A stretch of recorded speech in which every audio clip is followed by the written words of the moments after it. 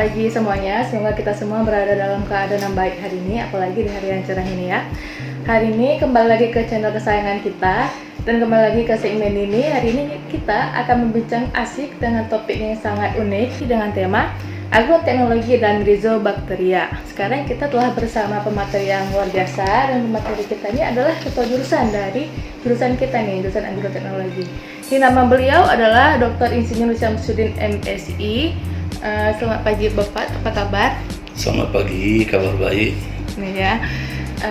Jadi begini Pak, kami kan udah mendapat akumulasi dari pertanyaan mahasiswa agroteknologi yang maksimalnya tuh meratanya anak-anak maba Pak, mahasiswa baru nih di tahun 2020. Kayak kita ketahui kan Pak, biasa kita tuh kalau misalnya mahasiswa baru tuh masih bingung dengan jurusan kita gitu kan Pak. Kayak mungkin masih bertanya-tanya, wah mungkin saya ini salah jurusan atau mungkin saya ini agroteknologi itu apa sih gitu kan. Pengalaman Debbie sendiri Pak, mungkin dulu kawan-kawan kayak milih jurusan ini aja lah, tapi nggak tahu itu latar belakangnya gimana gitu. Jadi mahasiswa kita ini masih bertanya-tanya Pak, sebenarnya kan agroteknologi itu sebenarnya mempelajari tentang apa gitu Pak. Pendapat Bapak bagaimana?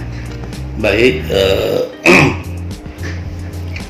agroteknologi itu cikal bakalnya itu adalah dari agronomi. Jadi dulu waktu berdirinya Fakultas Pertanian itu ada yang namanya jurusan ekonomi pertanian, kemudian ada jurusan agronomi. Nah sekarang sejak tahun 2008 itu ada anjuran untuk merger ya, untuk merger. Merger itu dari agronomi, kemudian proteksi tanaman dan ilmu tanah itu menjadi satu program studi yang namanya agroteknologi. Jadi agroteknologi itu terdiri dari ada 3 unsur ya, agronomi, kemudian ada proteksi tanaman, kemudian ada ilmu tanah. Nah, walaupun sekarang itu ilmu tanah dan proteksi tanaman kembali berdiri sendiri. Nah itu kira-kira tentang agroteknologi ya. Mungkin kan Pak, pertama kali orang dengar agroteknologi itu kepikirannya ke teknologinya mungkin dari mahasiswa baru kan, nggak kepikiran kalau agroteknologi ini kita harus turun lapangan langsung, harus tanam langsung gitu. Mungkin beda kalau namanya agronomi. Kalau agronomi kan mungkin kita udah mindsetnya langsung nanam-nanam gitu kan Pak. Jadi sebenarnya perbedaannya ada nggak Pak dari sudut pembelajaran nih antara agronomi dengan agroteknologi? Iya. Kalau agronomi itu kan kalau kita mau kembali ke definisi yaitu pengelolaan lapang produksi untuk mencapai produksi maksimum. Itu sebenarnya yang disebut dengan agronomi. Nah, itu. Kalau agroteknologi itu pertama tadi mencakup ketiga unsur tadi. Dan juga jangan lupa bahwa kegiatan di bidang pertanian itu syarat dengan penggunaan teknologi dalam berbagai bidang untuk meningkatkan produktivitas dan juga untuk produksi, untuk meningkatkan pertumbuhan tanaman itu semua menggunakan teknologi, ya. Jadi ya kita harus paham juga apa itu teknologi. Makanya disebut dengan agroteknologi. Agro itu menyangkut dengan lapang produksi, kemudian dengan menerapkan teknologi di bidang pertanian. Berarti kita bilang kalau agroteknologi itu lebih canggih lah ya Pak, agronomi. Berarti update-annya gitu agronomi ya. Yang mendasari perubahan itu ke negara itu Pak, karena teknologinya itu. Dari perubahan agronomi ke agroteknologi gitu ya, kan. Sebenarnya itu lebih kepada ada waktu itu anjuran dari kementerian. Meskipun ada universitas yang tidak berubah sampai sekarang itu seperti IPB, tetap mereka ada yang nama jurusan agronomi dan hortikultura, nggak pernah ada agroteknologi. Kan tadi kan Bapak udah bilang nih kalau kita tuh banyak dari fakultas kita banyak jurusannya kayak THP gitu kan. Yang membedakan kita dengan jurusan lain itu apa Pak? Yang memang mengungguli kalau pertanian ini memang agrotek nih yang ininya nih, yang patennya nih lah bahasanya tuh. Yang membedakannya gitu apa gitu Pak? Iya. Yang membedakannya sebenarnya lah. Ini perlu kita kembali ke awalnya. Sebenarnya ini disebut pertanian itulah agronomi itu ya sebenarnya ya. Tapi itu itu lebih spesifik lagi. Jadi agronomi itu hanya memproduksi. Nah, kemudian bagaimana dengan penggunaan alat mekanisasi, ada namanya teknik pertanian. Iya. Kemudian ada yang namanya bagaimana setelah panen, menangani pasca panennya, maka Ada THP. ada teknologi hasil pertanian, THP gitu. Spesifik yang menangani masalah penyakit, mulai dari sebelum tanam sampai setelah tanam itu proteksi tanaman. Nah itu yang menyangkut dengan jurusan. Gitu ya. Oh, gitu. Berarti kita ini sebenarnya saling berkolaborasi ya Pak, satu sama lainnya jurusan. Ya, sebenarnya kalau kita melihat dari kurikulum agroteknologi itu kita mempelajari semuanya. Mulai dari menanam, bagaimana nanti memanen, pasca panen, ada semua. Pengolahan juga kita pelajari. Ada mata kuliah kita teknologi hasil pertanian namanya. Ada teknologi pasca panen. Jadi sebenarnya kita mempelajari hampir semua bidang ilmu di jurusan lain itu. Berarti dengan kata lain kita nih induknya berarti ya? Iya, dia awal itu ya induknya. Bidang ekonomi pertanian itu sosial ekonomi pertanian yang sekarang jurusan agribisnis. Kemudian yang spesifik pertanian agronomi dulu.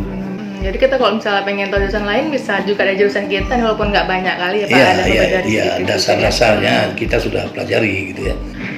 Pak kan kita kalau kuliah ini ada kayak praktikumnya nih, ada yang belajar yang biasa.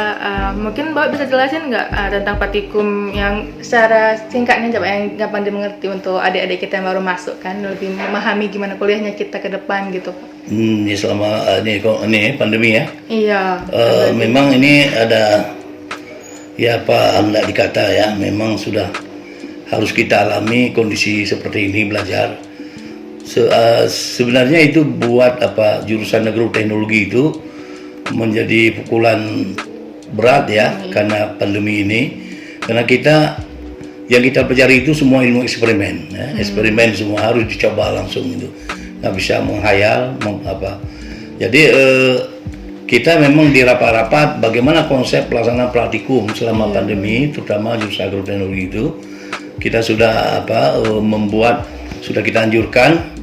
Nanti topiknya apa misalnya, mahasiswa itu bisa pelajari dari topik itu, kemudian mencoba sendiri, bisa berkelompok, tapi semuanya daring. Nanti mereka akan membuat semacam video tahapan-tahapan pelaksanaan praktikum itu sampai ada hasilnya.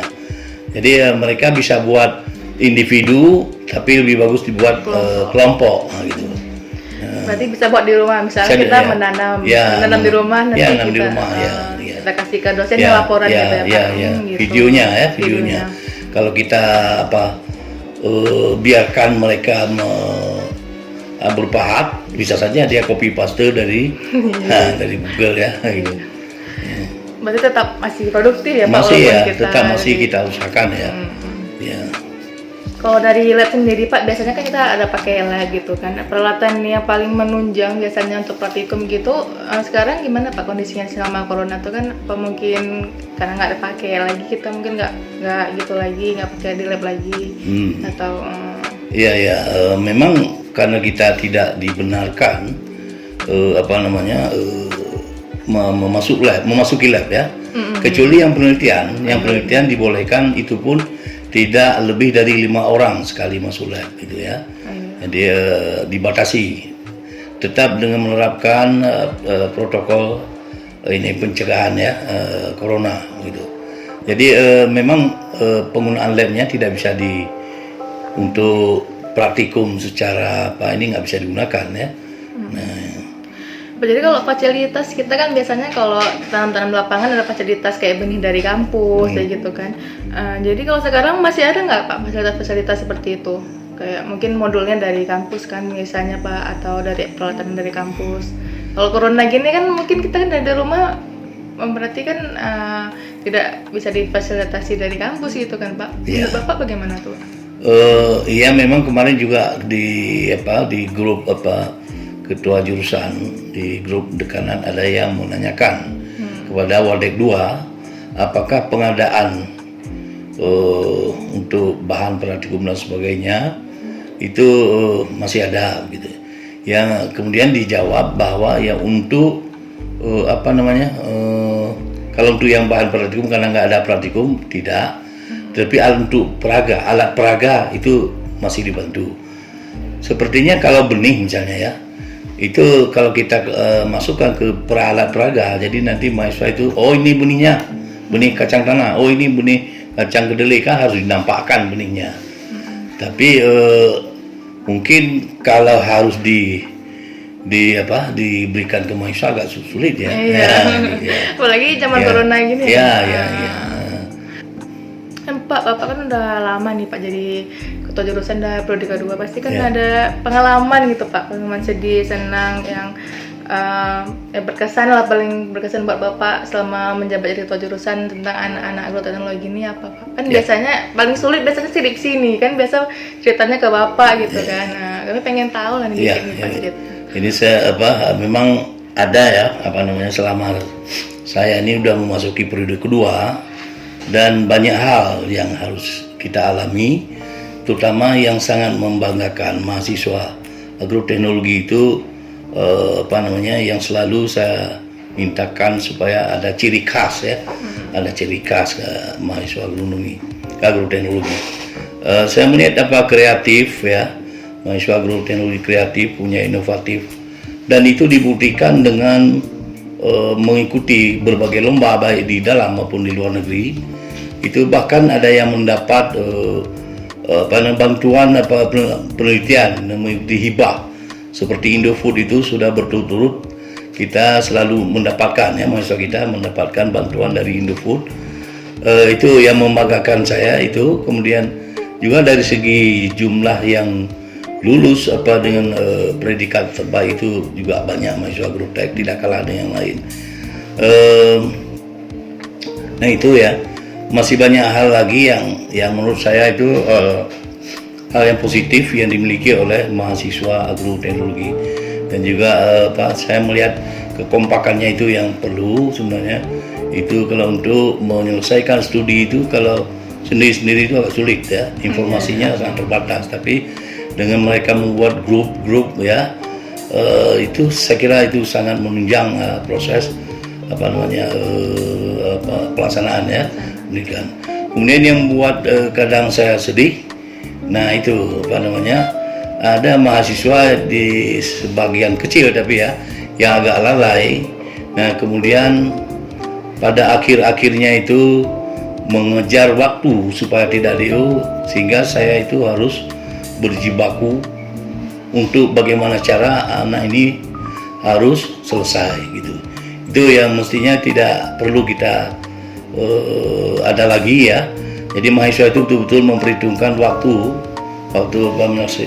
menyelesaikan studinya. Jadi jangan di ujung-ujung baru kerepotan ya. Jadi bikin susah banyak dosen dan juga ketua jurusan gitu ya.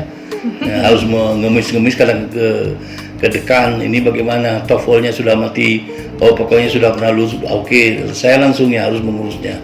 Kalau tidak anak itu maka akan DO. Belum lagi yang dosen itu kan tidak semuanya mau memahami bagaimana yang dihadapi kendala di mahasiswa gitu ya. Biasanya kendala-kendala mahasiswa akhir yang kayak gitu apa Pak? Biasanya mereka itu proses bimbingan ya. Proses bimbingan itu dosen juga akan banyak kesibukan, nah gitu ya. Belum diperiksa, belum dipegang, belum itu karena kita di ujung-ujung mahasiswa harus dipanggil gitu. Kalau nggak muncul ke kampus. Tapi barangkali kita juga ada 1-2 yang kita pahami. Ada mahasiswa yang harus bekerja mencari uang sendiri untuk membiayai kuliahnya. Ada juga, makanya kita juga harus tidak harus menilai selalu mahasiswa salah di pihak mahasiswanya gitu ya. Mungkin ada latar belakang yang nggak tahu ya Pak dari kendala itu. Mungkin teman-teman nggak tahu nih kalau misalnya Bapak ada termasuk salah satu dosen terfavorit di fakultas kita nih, karena Bapak kan lebih mengayomi, makanya waktu Bapak naik ke jurusan mahasiswa banyak yang senang nih teman-teman nih. Jadi pengalaman Bapak ini kan Bapak kuliah pasti ada pengalaman juga kan Pak yang bikin Bapak tuh kayak begini kuatnya gitu. Pengalaman Bapak yang paling Bapak ingat selama kuliah tuh apa Pak? Yang bikin mungkin pengalaman Bapak bisa jadi pelajaran lah buat kami nanti ke depannya lebih kuat lagi gitu lah Pak kuliah. Ini mulai dari S1 ya? Ya, boleh, Pak. Di S1 kebetulan saya kuliah di Fakultas Pertanian ini juga. Itu tahun 81. Waktu itu pertanian itu masih di deretan teratas ya, favorit ya waktu itu. Karena begitu selesai langsung dapat kerja jadi PPS, penyuluh pertanian spesialis, langsung dapat mobil dulu ya dulu.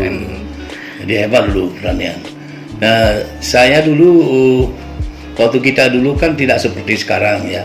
Transportasi menggunakan kalau kami dulu naik itu bis kampus. Nah, bis kampus itu. Sekarang nggak ada tuh contohnya ada di situ ya. Bis kampus. Nah, sekarang mana ada, mereka itu mahasiswa kan naik motor semuanya, ada yang ada mobil. Jadi itu dulu, dan juga kita waktu kuliah dulu penerangannya nggak ada yang pakai nggak listrik gitu ya. Lilin gitu. Ada yang lilin, ada yang lampu lampu teplok, lampu agogo namanya waktu dulu itu. Jadi fasilitasnya masih sangat terbatas, lab-labnya itu masih sangat terbatas dulu ya, bukan seperti sekarang nih.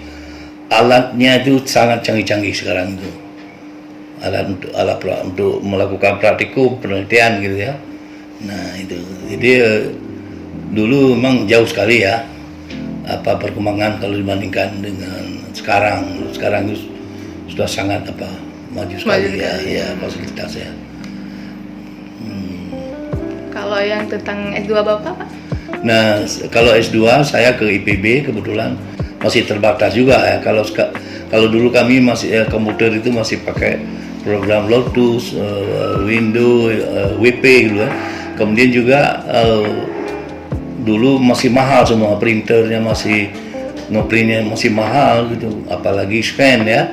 Dan kemudian juga masih pakai disket dulu ya. Kami ya. Sekarang kita udah juga flashdisk waktu itu kita juga belum mampu membeli punya sendiri, jadi rental ke mana-mana rental. Tengah malam kami pergi ke rental gitu. Rental disket Pak? Iya, masih disket dulu. Ya, disket kecil dan yang besar itu.